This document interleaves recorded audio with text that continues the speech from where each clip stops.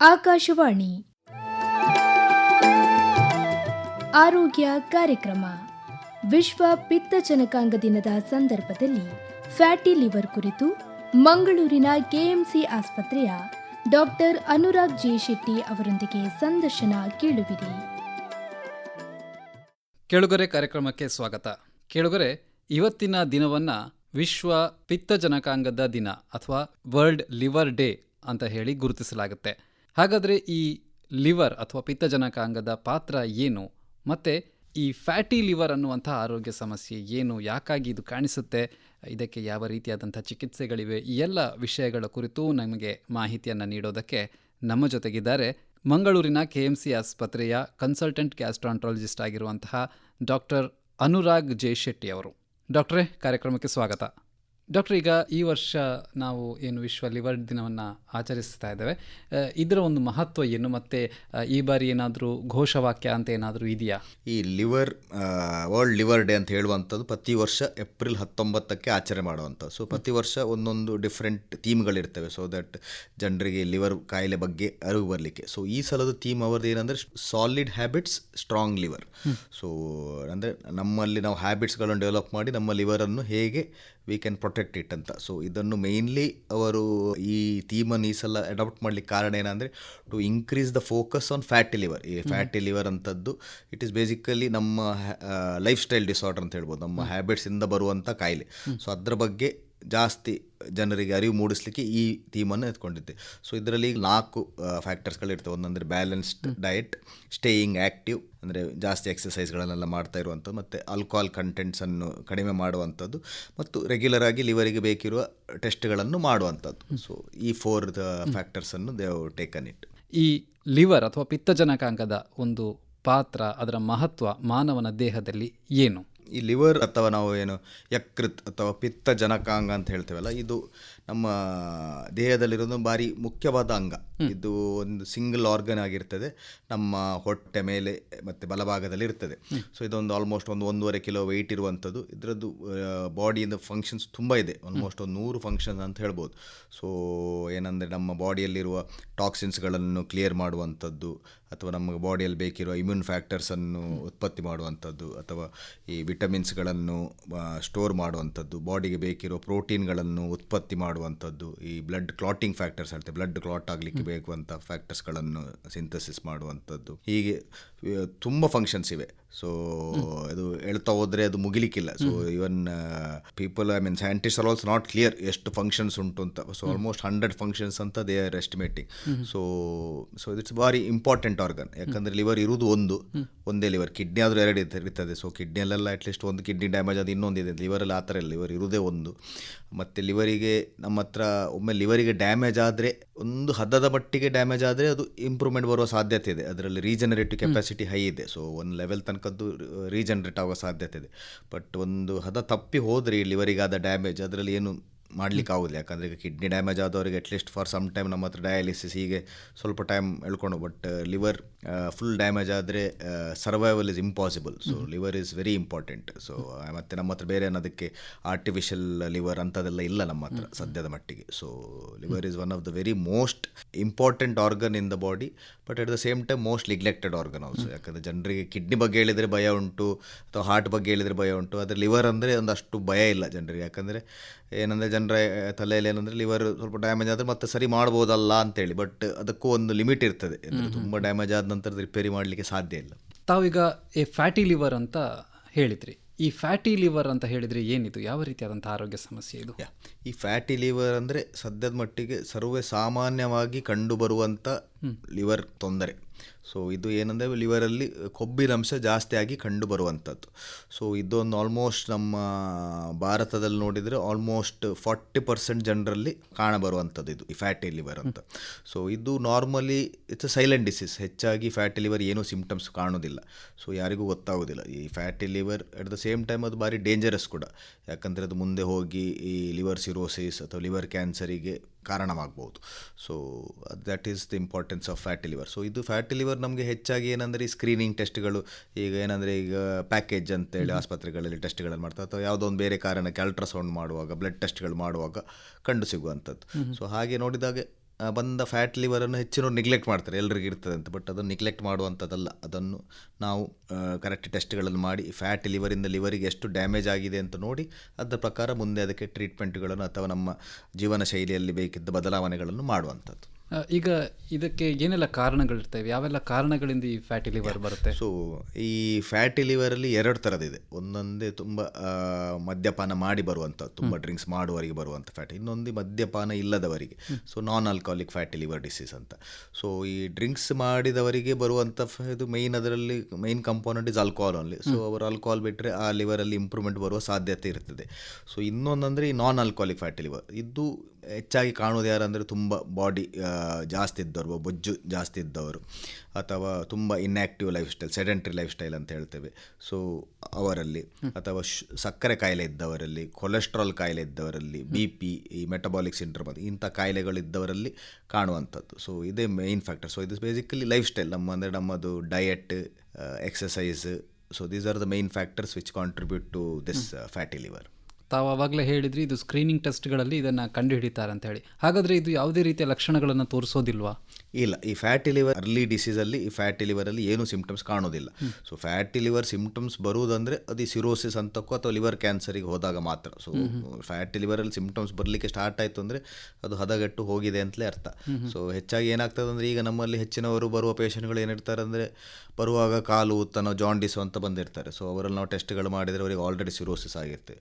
ಸಿರೋಸಿಸ್ಗೆ ಕಾರಣಗಳನ್ನು ಹುಡುಕೊಂಡು ಹೋದಾಗ ಏನೂ ಸಿಗೋದಿಲ್ಲ. ಬಟ್ ಅವರದ್ದು ನೋಡಿದರೆ ಬೇರೆ ಪ್ರೊಫೈಲ್ಗಳು ನೋಡಿದರೆ, ಅಂದರೆ ತುಂಬ ಬಾಡಿ ವೆಯ್ಟ್ ಜಾಸ್ತಿ ಇರ್ತದೆ, ಅವರಿಗೆ ಹಿಸ್ಟ್ರಿ ಆಫ್ ಇದು ಶುಗರ್ ಕಾಯಿಲೆದ್ದು, ಲಾಂಗ್ ಸ್ಟ್ಯಾಂಡಿಂಗ್ ಶುಗರ್ ಕಾಯಿಲೆ ಮತ್ತು ಲಾಂಗ್ ಸ್ಟ್ಯಾಂಡಿಂಗ್ ಕೊಲೆಸ್ಟ್ರಾಲ್ ಇಂಥದ್ದೆಲ್ಲ ಇರ್ತದೆ. ಸೊ ಇವರಿಗೆ ಏನಾಗಿರ್ತದೆ, ಲಾಂಗ್ ಟೈಮಿಂದ ಈ ಫ್ಯಾಟಿ ಲಿವರ್ ಇದ್ದು ಅದು ಡ್ಯಾಮೇಜ್ ಆಗಿ ಅದು ಸಿಂಪ್ಟಮ್ಯಾಟಿಕ್ ಇರ್ತದೆ, ಅದು ಏನು ಸಿಂಪ್ಟಮ್ಸ್ ಕೊಡೋದಿಲ್ಲ. So patients tend to neglect. ಅದು ಮುಂದಕ್ಕೆ ಹೋಗಿ it has led on to cirrhosis. Cirrhosis ಅಂದರೆ ಅದು ಒಂದು sort of an irreversible disease ಅಂತ ಹೇಳ್ಬೋದು. ಒಮ್ಮೆ ಸಿರೋಸಿಸ್ಗೆ ಹೋದ ನಂತರ ಪೂರ್ತಿಯಾಗಿ ಅದು ನಾರ್ಮಲ್ ಆಗಲಿಕ್ಕೆ ಸಾಧ್ಯ ಇಲ್ಲ. ಸೊ ಏನಾಗ್ತದೆ, ಲಿವರಲ್ಲಿ ಗಾಯಗಳಾಗಿರ್ತವೆ ಈ ಸಿರೋಸಿಸ್ ಬರುವಾಗ, ಸ್ಕಾರ್ಡ್ ಟಿಶ್ಯೂ ಇರ್ತದೆ. ಸೊ ಅದು ನಾರ್ಮಲ್ ಆಗಲಿಕ್ಕೆ ಸಾಧ್ಯ ಇಲ್ಲ. ಸೊ ಸಿರೋಸಿಸ್ ಹೋದ ನಂತರ it is usually slowly progressive disease. ಅದರಲ್ಲಿ ಮುಂದಕ್ಕೆ ಕ್ಯಾನ್ಸರ್ಗಳು ಕೂಡ ಬರುವ ಸಾಧ್ಯತೆಗಳಿರ್ತವೆ.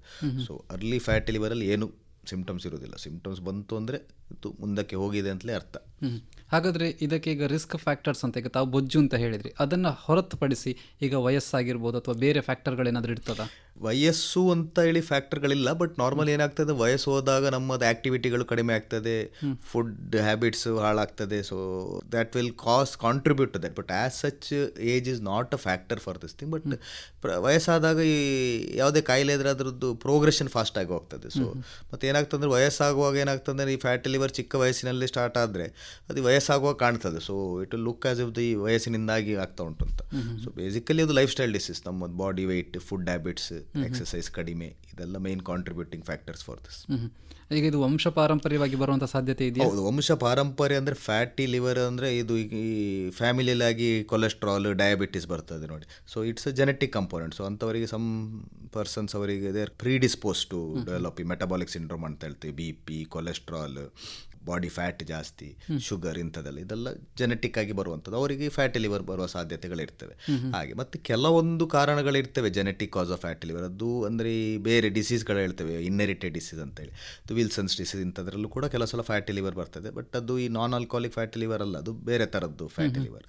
ಸೊ ಅದು ಇನ್ನೊಂದು. ಮತ್ತು ಕೆಲವು ಸಲ ಕೆಲವು ಟ್ಯಾಬ್ಲೆಟ್ಗಳಲ್ಲಿ ಕೂಡ ಫ್ಯಾಟಿ ಲಿವರ್ ಬರುವ ಸಾಧ್ಯತೆಗಳಿವೆ. ಟೆಮೋಕ್ಸಿಫೆನ್, ಅಮ್ಯೋಡರನ್ ಅಂತಂದು 2-3 ಮಾತ್ರೆಗಳಿವೆ. ಇದರಲ್ಲೆಲ್ಲ ಕೆಲವು ಸಲ ಫ್ಯಾಟಿ ಲಿವರ್ ಬರುವ ಸಾಧ್ಯತೆಗಳು ಇರ್ತವೆ. ಈಗ ಈ ಫ್ಯಾಟಿ ಲಿವರ್ ಇದೆ ಅಂತ ಹೇಳಿ ಯಾವ ರೀತಿಯ ಪರೀಕ್ಷೆಗಳನ್ನು ಮಾಡಿ ತಾವು ಪತ್ತೆ ಹಚ್ತೀರಾ? ಸೊ ಫ್ಯಾಟಿ ಲಿವರಿಗೆ ನಾರ್ಮಲಿ ಪೇಷಂಟ್ಗಳಿಗೆ ಫ್ಯಾಟಿ ಲಿವರ್ ಇದೆ ಅಂತ ಗೊತ್ತಾಗೋದು ಒಂದಂದರೆ ಈ ಅಲ್ಟ್ರಾಸೌಂಡ್ ಸ್ಕ್ಯಾನ್ ಮಾಡಿದಾಗ ಈ ಲಿವರ್ ಬ್ರೈಟ್ ಆಗಿ ಕಾಣ್ತದೆ ಅವರಿಗೆ. ಸೊ ಲಿವರ್ ಬ್ರೈಟ್ ಇದ್ರೆ ಫ್ಯಾಟಿ ಲಿವರ್ ಅಂತ ಹೇಳ್ತಾರೆ, ಒಂದು ಅದು. ಇನ್ನೊಂದಂದರೆ ಬ್ಲಡ್ ಟೆಸ್ಟ್ ಮಾಡುವಾಗ, ಈ ಯಾವುದೋ ಸ್ಕ್ರೀನಿಂಗ್ ಟೆಸ್ಟ್ಗಳಿಗೆ ಈ ಕೆಲವು ಸಲ ಏನಾಗ್ತದೆ ಅಂದರೆ, ಈಗ ಮೇಯ್ನಾಗಿ ಕಾರ್ಪೊರೇಟ್ ಕಂಪನಿಗಳಿಗೆ ಇಂಟರ್ವ್ಯೂ ಆಗುವಾಗ ಸ್ಕ್ರೀನಿಂಗ್ ಬ್ಲಡ್ ಟೆಸ್ಟ್ಗಳಿರ್ತವೆ, ಅಥವಾ ಈ ಗಲ್ಫ್ಗಳಿಗೆ ಹೋಗಲಿಕ್ಕೆ ಆಗಿ ಬ್ಲಡ್ ಟೆಸ್ಟ್ ಮಾಡುವಾಗ, ಅಥವಾ ಕೆಲವು ಸಲ ಹೀಗೆ ಈ ಹೆಲ್ತ್ ಪ್ಯಾಕೇಜ್ ಅಂತ ಹೇಳಿರುತ್ತೆ, ಹೆಲ್ತ್ ಚೆಕ್ ಪ್ಯಾಕೇಜ್ ಇರ್ತದೆ, ಅದರಲ್ಲಿ ಟೆಸ್ಟ್ಗಳು ಮಾಡುವಾಗ ಈ ಬ್ಲಡ್ ಟೆಸ್ಟ್ಗಳು ಮಾಡಿದಾಗ ಈ ಲಿವರ್ ಎನ್ಸೈಮ್ಸ್ ಅಂತ ಹೇಳ್ತೇವೆ, AST, ALT, ಅದರಲ್ಲಿ ಏರುಪೇರು ಕಂಡಾಗ ಫ್ಯಾಟಿ ಲಿವರ್ ಇರ್ಬೋದು ಅಂತ ನಾವು ಇದು ಮಾಡ್ಬೋದು. ಸೊ ಫ್ಯಾಟಿ ಲಿವರ್ ಇದ್ದರೆ ನಾವು ಫಸ್ಟ್ ಏನಂದರೆ ಅದಕ್ಕೆ ಯಾವ ಕಾರಣದಿಂದ ಬಂದಿದೆ ಅಂತ ನೋಡುವಂಥದ್ದು. ಕೆಲವು ನಾನು ಹೇಳಿದಾಗ ಕೆಲವು ಸಲ ಈ ವೈರಸ್ ತೊಂದರೆಗಳು, hepatitis B, hepatitis C virus, ಅದನ್ನು ನೋಡುವಂಥದ್ದು. ಅಥವಾ ಕೆಲವು ಸಲ ಈ ನಮ್ಮದು ನಾನು ಹೇಳಿದ ವಿಲ್ಸನ್ಸ್ ಡಿಸೀಸ್ ಅಂಥದ್ದು, ಇಂಥದನ್ನೆಲ್ಲ ಫಸ್ಟ್ ರೂಲ್ ಔಟ್ ಮಾಡಬೇಕು. ಅಥವಾ ಆಲ್ಕೋಹಾಲ್ ಮದ್ಯಪಾನ ಉಂಟಾ ಅದನ್ನು ನೋಡಬೇಕು, ಹಿಸ್ಟ್ರಿ ತಗೋಬೇಕು. ಅದೆಲ್ಲ ಇಲ್ಲ ಅಂದರೆ ಮತ್ತೆ ಈ ಫ್ಯಾಟಿ ಲಿವರಿಂದಾಗಿ ಅದು ಆಮೇಲೆ ನಾವು ಇದು ನಾನ್ ಆಲ್ಕೋಹಾಲಿಕ್ ಫ್ಯಾಟಿ ಲಿವರ್ ಅಂತ ಹೇಳ್ಬೋದು. ಸೊ ಅವರಿಗೆ ನಾವು ಕೊಲೆಸ್ಟ್ರಾಲ್, ಶುಗರ್ ಟೆಸ್ಟ್ಗಳನ್ನು ನೋಡುವಂಥದ್ದು. ಮತ್ತು ಈ ನಾನ್ ಆಲ್ಕೋಹಾಲಿಕ್ ಫ್ಯಾಟಿ ಲಿವರ್ ಇದ್ದವರಿಗೆ ನಾವು ಇನ್ನೊಂದು ನೆಕ್ಸ್ಟ್ ನೋಡುವಂಥದ್ದು ಏನಂದರೆ ಲಿವರಿಗೆ ಫ್ಯಾಟಿ ಲಿವರಿಂದ ಎಷ್ಟು ಡ್ಯಾಮೇಜ್ ಆಗಿದೆ ಅಂತೇಳಿ. ಸೊ ಬರೀ ಫ್ಯಾಟಿ ಲಿವರ್ ಕೆಲವು ಸಲ ಏನಾಗ್ತದೆ, ಅಲ್ಟ್ರಾಸೌಂಡಲ್ಲಿ ಗ್ರೇಡ್ 1 ಗ್ರೇಡ್ 2 ಅಂತ ಇರ್ತದೆ.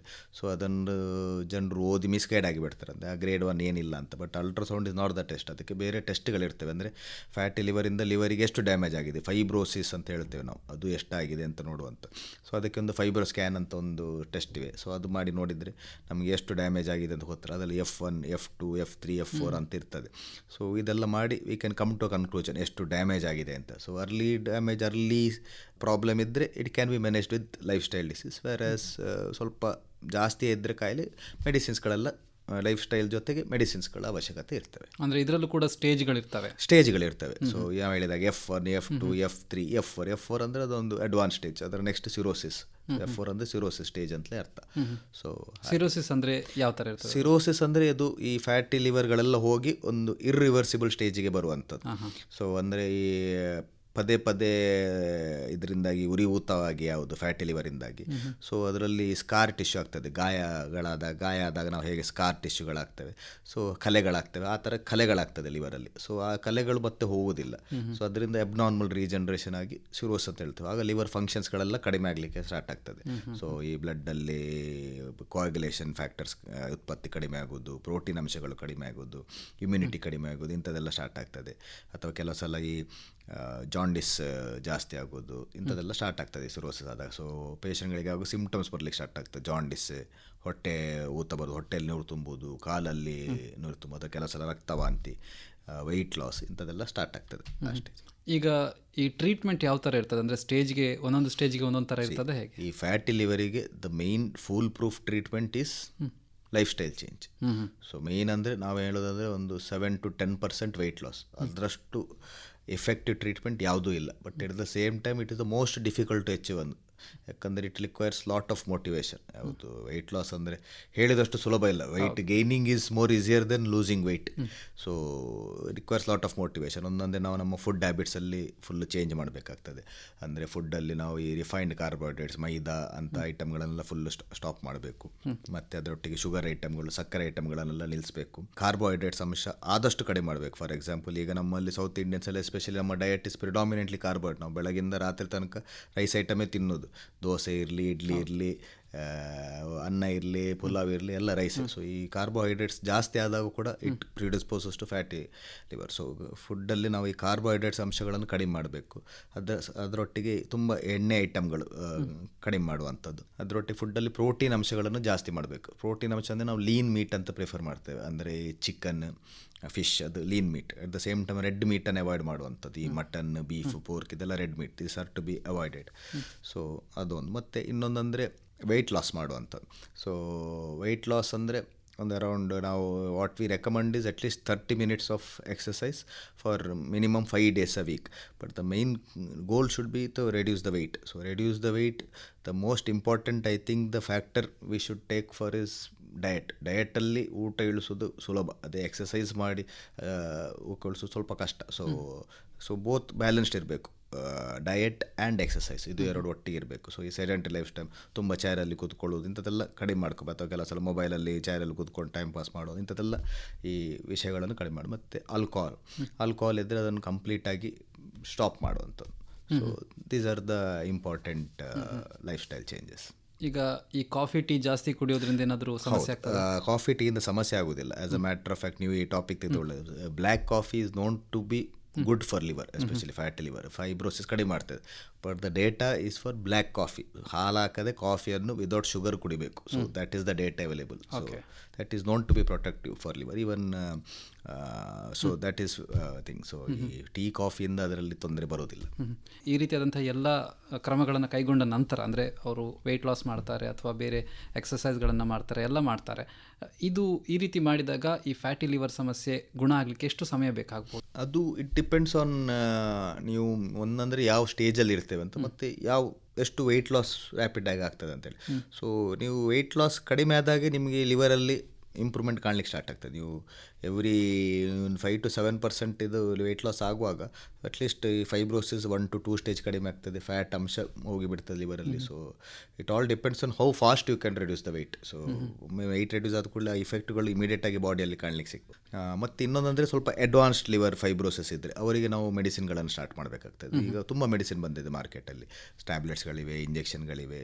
So many medicines are available which are very effective in reducing the liver fibrosis, but nothing is as effective as your lifestyle changes. So diet and exercise, sugar ಕಂಟ್ರೋಲಲ್ಲಿ ಇಡೋದು, ತೂಕ ಕಂಟ್ರೋಲಲ್ಲಿ ಇಡೋದು, ಅದು ಕೊಲೆಸ್ಟ್ರಾಲ್ ಕಂಟ್ರೋಲಲ್ಲಿ ಇಡೋದು, ಇದೆಲ್ಲ ಭಾರಿ ಇಂಪಾರ್ಟೆಂಟ್.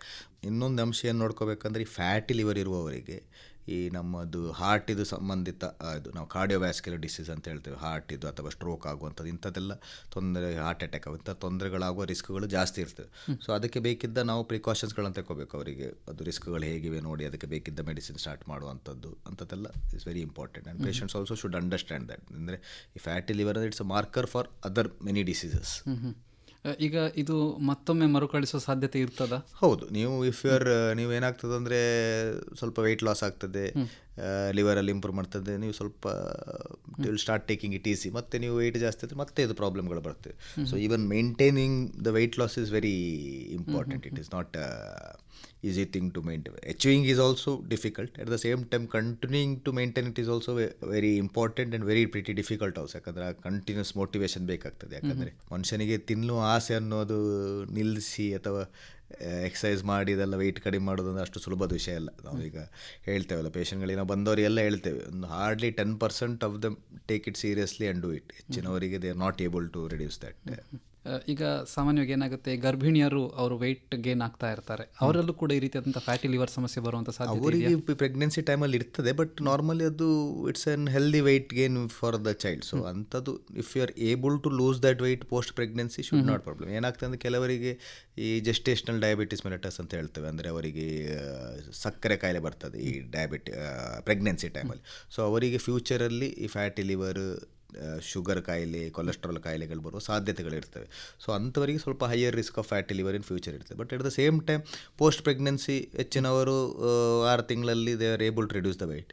ಸೊ ಈ ನೀವು ಮೂವಿ ಸ್ಟಾರ್ಸ್ ಎಲ್ಲ ನೋಡಿದರೆ ಅವರು 2-3 ತಿಂಗಳಲ್ಲಿ ಆ ವೆಯ್ಟನ್ನು ರಿಡ್ಯೂಸ್ ಮಾಡಿ ಬರ್ತಾರೆ. Because for them it is a matter of their career. So ಹಾಗೆ, so it is all your motivation. So if you are able to reduce it should not create it trouble. ಈಗ ಸಣ್ಣ ಮಕ್ಕಳಲ್ಲಿ ಕೂಡ ಈ ಸಮಸ್ಯೆ ಕಾಣಿಸಿಕೊಳ್ಳುವ ಸಾಧ್ಯತೆ ಇದೆ. ಈಗ ಏನಾಗಿದೆ ಅಂದರೆ, ಫ್ಯಾಟಿ ಲಿವರ್ ನಾನು ಹೇಳಬೇಕಾದ್ರೆ ಅದೊಂದು ಫ್ಯಾಮಿಲಿದ ಡಿಸೀಸ್. ಯಾಕಂದರೆ ಅದು ಒಂದು ಮನೆಯಲ್ಲಿ ಕುಟುಂಬದಲ್ಲಿ ಕಾಣುವಂಥ ಡಿಸೀಸ್, ಅದು ಒಬ್ಬನಿಗೆ ಇರೋದಿಲ್ಲ. ಏನಂದರೆ ಕುಟುಂಬದಲ್ಲಿ ಒಂದಂದರೆ ಫುಡ್ ಫ್ಯಾಕ್ಟರ್ಸ್ ಅದು ಸೇಮ್ ಇರ್ತದೆ. ಮಕ್ಕಳಿಗೆ ತಂದೆ ತಾಯಿ ಅಜ್ಜ ಅಜ್ಜಿ ಎಲ್ಲ ಅದೇ ಮನೆಯಲ್ಲಿ ಅದೇ ಫುಡ್ ತಿಂತಾ ಇರ್ತಾರೆ. So that is one thing. ಏನಾದರೂ ಅಂದರೆ ಈ ಲೈಫ್ ಸ್ಟೈಲ್. ಸೊ ಮಕ್ಕಳು ಏನಾಗ್ತದೆ ಅಂದರೆ, ತಂದೆ ತಾಯಿ ಮಾಡಿದನ್ನೇ ಕಲ್ತ್ಕೊಂಡು ಹೋಗ್ತಾರೆ. Most of the habits are inculcated. ನಮ್ಮ ಎನ್ವೈರ್ಮೆಂಟ್ ಹೇಗಿರ್ತದೆ. ಸೊ ಮನೆಯಲ್ಲಿ ಯಾರು ಎಕ್ಸಸೈಸ್ ಮಾಡೋದಿಲ್ಲ, ಎಲ್ಲರೂ ಉದಾಸೀನದವರು ಇದ್ದರೆ, ಮಕ್ಕಳು ಕೂಡ ಅದೇ ಲೈಫ್ ಸ್ಟೈಲನ್ನು ಫಾಲೋ ಮಾಡ್ತಾ ಹೋಗ್ತಾರೆ. So that is ಬೇಸಿಕಲ್ life style. So ಈ ಮಕ್ಕಳಲ್ಲಿ ಕೂಡ ಈಗ ಭಾರಿ ಕಾಮನ್, ಆಲ್ಮೋಸ್ಟ್ ಒಂದು 35% ಮಕ್ಕಳಲ್ಲಿ some studies have shown that fatty liver ಇದೆ ಅಂತೇಳಿ. ಎಸ್ಪೆಷಲಿ ಒಬೇಸ್, ತುಂಬ ವೆಯ್ಟ್ ಜಾಸ್ತಿ ಇರೋ ಮಕ್ಕಳಲ್ಲಿ ಇದು ಕಾಮನ್. ಸೊ ಮಕ್ಕಳಲ್ಲಿ ಮತ್ತು ಇನ್ನೊಂದು ಫ್ಯಾಕ್ಟರ್ ಅಂದರೆ, ಈಗ because of the rapid westernisation, ನಾವೀಗ ಈ ಪಿಜ್ಜಾ, ಬರ್ಗರ್ ಇಂಥದ್ದೆಲ್ಲ, so this contributes a lot to the fatty liver. So ಇದೆಲ್ಲ ಸ್ಟಾಪ್ ಮಾಡಬೇಕು. ಮಕ್ಕಳಲ್ಲಿ ಇದು ವೆರಿ ಕಾಮನ್ ಅಲ್ಲ. ಈಗಿನೆಲ್ಲ ಮಕ್ಕಳಿಗೆ ಈ ಬರ್ಗರ್, ಪಿಜ್ಜಾ ಅದೊಂದು ಒಂಥರ ಅಡಿಕ್ಷನ್. ಏನಂದರೆ ಈ ಫುಡ್ಗಳು, ಎಣ್ಣೆ ಪದಾರ್ಥ ಎಲ್ಲ ಜಾಸ್ತಿ ಇದ್ದಾಗೆ, ಫ್ಯಾಟ್ ಕಂಪೋನೆಂಟ್ ಜಾಸ್ತಿ ಇದ್ದಾಗೆ ಟೇಸ್ಟ್ ಜಾಸ್ತಿ ಆಗಿ ಜನರಿಗೆ ತಿನ್ನುವಂತ ಆಗ್ತದೆ. So they tend to eat. So that is another thing. ಮತ್ತು ಈಗ ಅಂದರೆ ಮೊಬೈಲ್, ಮಕ್ಕಳಲ್ಲಿ ಈಗ ಮೊಬೈಲಲ್ಲೇ ಕೆಲಸ ಜಾಸ್ತಿ. ಮುಂಚೆಲ್ಲ ನಾವೆಲ್ಲ ರಜೆ ಇದ್ದರೆ ಗ್ರೌಂಡಿಗೆ ಹೋಗಿ ಆಡೋದು ಅದೆಲ್ಲ ಇರ್ತಿತ್ತು. ಈಗ ಮೋರ್ ಆಫ್ ಟಿವಿಯಲ್ಲಿ ಕಾರ್ಟೂನ್ ನೋಡೋದು, ಟಿವಿ ನೋಡೋದು, ಇದು ಮೂವೀಸ್ ನೋಡೋದು, ಮೊಬೈಲಲ್ಲಿ ಆಟ ಆಡೋದು, ಇಂಥದ್ದೇ ಮೋರ್ ದಿಸ್ತೀವಿ. So people are more so ಅಂತ ಫಿಸಿಕಲ್ ಆ್ಯಕ್ಟಿವಿಟಿ ಕಡಿಮೆ ಆಗ್ತಾ ಬರ್ತಾರೆ ಮಕ್ಕಳು.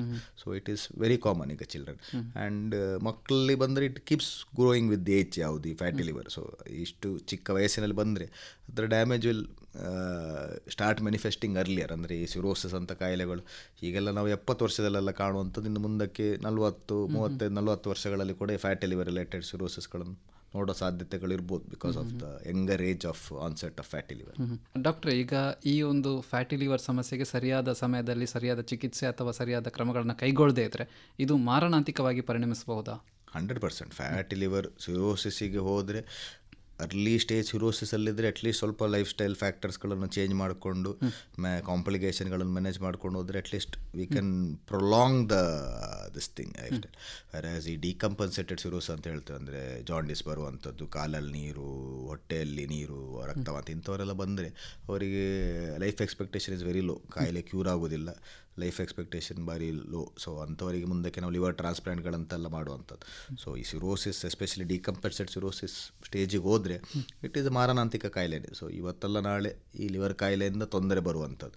ಸೊ ಅದು ಒಂದು ವಿಷಯ. ಇನ್ನೊಂದಂದರೆ ಈ ಫ್ಯಾಟಿ ಲಿವರಿಂದ ಲಿವರ್ ಕ್ಯಾನ್ಸರ್, ನಾವು ಹೆಪಟೋಸೆಲ್ಯುಲರ್ ಕ್ಯಾನ್ಸರ್ ಅಂತ ಹೇಳ್ತೇವೆ, ಅದಕ್ಕೊಂದು ರಿಸ್ಕ್ ಫ್ಯಾಕ್ಟರ್. ಅದು ಹೆಪಟೋಸೆಲ್ಯುಲರ್ ಕಾರ್ಸಿನೋಮ ಕೂಡ ಒಂದು ಮಾರಣಾಂತಿಕ ಕ್ಯಾನ್ಸರ್. ಅದು ಅರ್ಲಿ ಸ್ಟೇಜಲ್ಲಿ ನಮಗೆ ಸಿಕ್ಕಿದರೆ ಟ್ರೀಟ್ಮೆಂಟ್ಗಳ ಆಪ್ಷನ್ಸ್ ಇರುತ್ತವೆ. ಬಟ್ ಅಡ್ವಾನ್ಸ್ ಸ್ಟೇಜಲ್ಲಿ ಸಿಕ್ಕಿದರೆ ಹೆಪಟೋಸೆಲ್ಯುಲರ್ ಕಾರ್ಸಿನೋಮ ಕೂಡ ಟ್ರೀಟ್ಮೆಂಟ್ಗಳು not very good outcomes. So ಒಂದದು.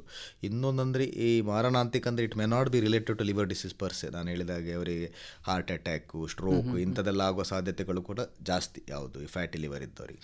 So there what they found is, ಈ ಫ್ಯಾಟಿ ಲಿವರ್ ಇದ್ದವರಿಗೆ higher risk of death through cardiovascular disease, ಅಂದರೆ ಈ ಹಾರ್ಟ್ ಅಟ್ಯಾಕು, ಸ್ಟ್ರೋಕಿಂದ ಡೆತ್ ಚಾನ್ಸಸ್ ಜಾಸ್ತಿ. ಸೊ ಹಾಗೆ, so these are the 3 things which can contribute to the mortality ಅಂತ ಹೇಳ್ಬೋದು ನಾವು. ಈಗ ತಾವು ಆವಾಗಲೇ ಹೇಳಿದಾಗ ಇದರಲ್ಲಿ ಹೆಚ್ಚಾಗಿ ಲಕ್ಷಣಗಳು ಗೋಚರಿಸೋದಿಲ್ಲ ಅಂತೇಳಿ, ಹಾಗಾಗಿ ಪದೇ ಪದೇ ಪರೀಕ್ಷೆ ಮಾಡುವಂಥದ್ದು ಉತ್ತಮ. ಎಷ್ಟು ಸಮಯಗಳಲ್ಲಿ ಇದನ್ನು ಪರೀಕ್ಷೆ ಮಾಡ್ತಾ ಇರಬೇಕಾಗುತ್ತೆ? ನನ್ನ ಪ್ರಕಾರ ಒಂದು ವರ್ಷಕ್ಕೊಮ್ಮೆ ಅಟ್ಲೀಸ್ಟ್ ರೂಟೀನ್ ಬ್ಲಡ್ ಟೆಸ್ಟ್ಗಳನ್ನು ಒಂದು ಅಲ್ಟ್ರಾಸೌಂಡ್ ಮಾಡುವಂಥದ್ದು ಉತ್ತಮ, ಎಸ್ಪೆಷಲಿ ಒಂದು 35 ಇಯರ್ಸ್ ನಂತರ. ಮತ್ತು at the same time I think ನಾವು ಸಹ ನಮ್ಮದು ಸೆಲ್ಫ್ ಚೆಕ್ ಅಂತ ಇರಬೇಕು. ಅಂದರೆ ನಮ್ಮ ಹ್ಯಾಬಿಟ್ಸ್ಗಳನ್ನು, ನಮ್ಮ ಲೈಫ್ ಸ್ಟೈಲ್ ಬಗ್ಗೆ ನಾವು ಕೂಡ ಪ್ರತಿ ಸಲ ಒಂದು ಯೋಚನೆ ಮಾಡಬೇಕು. ನಾವು ಕರೆಕ್ಟಾಗಿ ಇದ್ದೇವೆ, ನಮ್ಮ ಬಾಡಿ ವೆಯ್ಟ್ ಸರಿ ಇದೆಯಾ, are we doing enough exercise, are we eating right. So that is very important. So most of us don't think about it. ಯಾವುದು ಫುಡ್ ನಾವು ಸರಿ ತಿಂತಿದ್ದೇವೆ, ಯಾರೋ ಎಲ್ಲ ಸಿಕ್ಕಿತ್ತು ಎಲ್ಲ ತಿಂತೇವೆ, ಹಸಿವೆ ಆಯಿತು ಅಂತ ತಿಂತೇವೆ ಬಿಟ್ಟರೆ ಈ ರಿಯಲಿ ಡೋಂಟ್ ಕೌಂಟ್. ಅದರಲ್ಲಿ ಎಷ್ಟು ಕಾರ್ಬೋಹೈಡ್ರೇಟ್ ಉಂಟು, ಎಷ್ಟು ಪ್ರೋಟೀನ್ ಉಂಟು, ಎಷ್ಟು ಕ್ಯಾಲರೀಸ್ ಉಂಟು ಅಂತ ಯಾರು ಲೆಕ್ಕ ಮಾಡೋದಿಲ್ಲ. ಫುಡ್ಡನ್ನು ನಾವು ಸಿಕ್ಕಿದಾಗ ಹಸಿವು ತುಂಬ ತನಕ ತಿಂತೇವೆ. But at the same time I feel we should be careful. ನಾವು ತಿಂಡಿ ತಿನ್ನುವಾಗ ನಾವು ಲೆಕ್ಕ ಮಾಡಬೇಕು, ಇದರಲ್ಲಿ ಎಂಥ ಬೆನಿಫಿಟ್ಸ್ ಉಂಟು ಆ ಥರ ಒಂದು. It's a self check. ಅಂದರೆ ಜಸ್ಟ್ ಒಂದು ಸಬ್ ಕಾನ್ಷಿಯಸ್ಲಿ ಇದರಲ್ಲಿ ಫ್ಯಾಟ್ ಜಾಸ್ತಿ, ಇದರಲ್ಲಿ ಕಾರ್ಬೋಹೈಡ್ರೇಟ್ಸ್ ಜಾಸ್ತಿ, ಇದನ್ನು ನಾನು ಅವಾಯ್ಡ್ ಮಾಡೋದು ಒಳ್ಳೆಯದು. ಸೊ ಇಂಥದ್ದೆಲ್ಲ you start inculcating that behaviour, it is always easy. ಮತ್ತು ಎಕ್ಸಸೈಸ್, ನಾನು ಡೈಲಿ ಎಕ್ಸಸೈಸ್ ಮಾಡಬೇಕು ಇಂಥದ್ದೊಂದು ಗೋಲ್ ಇಡೋದು ಸಹ important. The same time regular checkup once in a year should be good, I feel. So especially liver. Doctor, ಈಗ ಕಡೆಯದಾಗಿ ಈ ಒಂದು ವಿಶ್ವ ಲಿವರ್ ದಿನದ ಸಂದರ್ಭದಲ್ಲಿ ಲಿವರ್ನ ಆರೋಗ್ಯದ ಬಗ್ಗೆ ಹೇಗೆ ಕಾಳಜಿ ವಹಿಸಬೇಕು ಅಂತ ಕಡೆಯದಾಗಿ ನಮ್ಮ ಕೇಳುಗರಿಗೆ ಹೇಳೋದಾದರೆ ಏನು ಹೇಳ್ತೀರಾ? ಸೊ ಮೈನ್ ಥಿಂಗ್ ಈಸ್, ನಾನು ಹೇಳಿದಾಗೆ it is main liver is basically ನಮ್ಮ it's a lifestyle disease. Most of the times ಲಿವರನ್ನು ನಾವೇ ಡ್ಯಾಮೇಜ್ ಮಾಡ್ಕೊಳ್ಳೋದು ಜಾಸ್ತಿ ಹೆಚ್ಚಾಗಿ. So we have to well inculcate healthy lifestyle. ಅಂದರೆ alcohol has to be completely avoided. There is ಮುಂಚೆ ಎಲ್ಲ safe limit of alcohol ಅಂತಿತ್ತು, but as of now WHO says no amount of alcohol is safe for humans ಅಂತ. ಮತ್ತೊಂದು balance diet. So ಡಯಟಲ್ಲಿ ನಾವು ಹಸಿರು ತರಕಾರಿಗಳನ್ನು ಜಾಸ್ತಿ ಮಾಡುವಂಥ, ಫ್ರೂಟ್ಸ್ಗಳನ್ನು ಜಾಸ್ತಿ ಮಾಡುವಂಥದ್ದು ಒಂದು. ಇನ್ನೊಂದಂದರೆ ಈ ರಿಫೈನ್ಡ್ ಕಾರ್ಬೋಹೈಡ್ರೇಟ್, ಶುಗರ್ ಐಟಮ್ಸ್ಗಳನ್ನು ಕಡಿಮೆ ಮಾಡುವಂಥದ್ದು. ಮತ್ತು ಅದೇ ಥರ ಈ ಬೊಜ್ಜಿನ ಅಂಶಗಳು, ಅಂದರೆ ಈ ಎಣ್ಣೆ ಐಟಮ್ಗಳನ್ನು, ಆಯಿಲ್ ಐಟಮ್ಗಳನ್ನು ಕಡಿಮೆ ಮಾಡುವಂಥದ್ದು. ಲೀನ್ ಮೀಟ್, ಫಿಶ್, ಚಿಕನ್ ಅಥವಾ ಸೋಯಾ ವೆಜಿಟೇರಿಯನ್ಸ್ಗೆ ಸೋಯಾ ಪ್ರೋಟೀನ್ ಇಂಥದ್ದೆಲ್ಲ ಕಡಿಮೆ ಮಾಡುವಂಥದ್ದು. ಹಾಲನ್ನು ಕೂಡ ನಾವು ತೆಕ್ಕೊಳ್ಳುವಾಗ ವಿ ಕ್ಯಾನ್ ಪ್ರಿಫರ್ ಹಾಲು ಕಟ್ಸ್ ಎಲ್ಲ, ಈ ಲೋ ಫ್ಯಾಟ್ ಹಾಲು ಕಟ್ಸ್ ಅಂಥದ್ದನ್ನು ಪ್ರಿಫರೇಬಲ್ ಮಾಡುವಂಥದ್ದು. So that is important. Red ಮೀಟನ್ನೇ ಅವಾಯ್ಡ್ ಮಾಡುವಂಥದ್ದು, ಮಟನ್, ಬೀಫು, ಪೋರ್ಕ್ ಅಂಥದ್ದನ್ನು ಅವಾಯ್ಡ್ ಮಾಡುವಂಥದ್ದು. That is very important. ಮತ್ತು ಸ್ಟೇಯಿಂಗ್ ಆ್ಯಕ್ಟಿವ್, ಒಂದು at least minimum of 30 minutes of exercise at least 5 days a week should be the goal. This is the minimum we are talking. So if fatty liver ತುಂಬ weight ಇದ್ದವರಿಗೆ 30 minutes of exercise is not going to do anything. So you need. ಮತ್ತು ಕೆಲವರಿಗೆ exercise ಬಗ್ಗೆ ಏನಿರ್ತದೆ, ನಾನು ಮನೆಯಲ್ಲಿ ಅದು ಕೆಲಸ ಮಾಡ್ತೇನೆ, ಇದು ಕೆಲಸ ನಾನು ಆಫೀಸಿಗೆ ಹೋಗ್ತೇನೆ. So that is not exercise. Exercise ಅಂದರೆ it should be beyond that. ಈ regular activities are not called exercise. It should be beyond that. So ನಿಮ್ಮ ರೆಗ್ಯುಲರ್ ಆ್ಯಕ್ಟಿವಿಟೀಸ್ ಬಿಟ್ಟು 30 ನಿಮಿಷ you should be ready to give for this thing. So ಇದು should be ಸುಮ್ಮನೆ ಆಚೆ ನಡೆದ, it should brisk walk, jogging ಅಂತದ್ದು. So ಬೆವರು ಇಳಿಬೇಕು. ಸುಮ್ಮನೆ ಆಚೆ ನೋಡಿಕೊಂಡು ತಿರುಗಾಡಿ ವಾಕ್ ಮಾಡಿದರೆ ಸಾಕಾಗೋದಿಲ್ಲ. ಬೆವರು ಇಳಿಯುವಾಗೆ ಎಕ್ಸಸೈಸ್ ಆಗಬೇಕು normally. So that should be the goal. So that is very important. So diet, exercise, ಮತ್ತು ನಿಮಗೆ ಶುಗರ್, ಕೊಲೆಸ್ಟ್ರಾಲ್, BP ಇಂಥದ್ದೆಲ್ಲ ಇದ್ದಾನೆ, ಇದನ್ನು ಕಂಟ್ರೋಲಲ್ಲಿ ಇಡುವಂಥದ್ದು. This is also very important for healthy liver. ಧನ್ಯವಾದಗಳು ಡಾಕ್ಟ್ರೆ, ಕಾರ್ಯಕ್ರಮದಲ್ಲಿ ಭಾಗವಹಿಸಿ ಸಾಕಷ್ಟು ಮಾಹಿತಿಗಳನ್ನು ನೀಡಿದ್ರಿ. ಧನ್ಯವಾದಗಳು. Thank you. ಇದುವರೆಗೆ ವಿಶ್ವ ಪಿತ್ತಜನಕಾಂಗ ದಿನದ ಸಂದರ್ಭದಲ್ಲಿ ಫ್ಯಾಟಿ ಲಿವರ್ ಕುರಿತು ಮಂಗಳೂರಿನ ಕೆಎಂಸಿ ಆಸ್ಪತ್ರೆಯ ಡಾಕ್ಟರ್ ಅನುರಾಗ್ ಜೆ ಶೆಟ್ಟಿ ಅವರೊಂದಿಗೆ ಸಂದರ್ಶನ ಕೇಳಿದಿರಿ. ಸಂದರ್ಶಕರು ಲತೀಶ್ ಪಾಲ್ದಾನಿ. ರಾಜ್ಯವ್ಯಾಪಿ ಪ್ರಸಾರವಾದ ಈ ಕಾರ್ಯಕ್ರಮ ಆಕಾಶವಾಣಿ ಮಂಗಳೂರು ಕೇಂದ್ರದ ಕೊಡುಗೆ.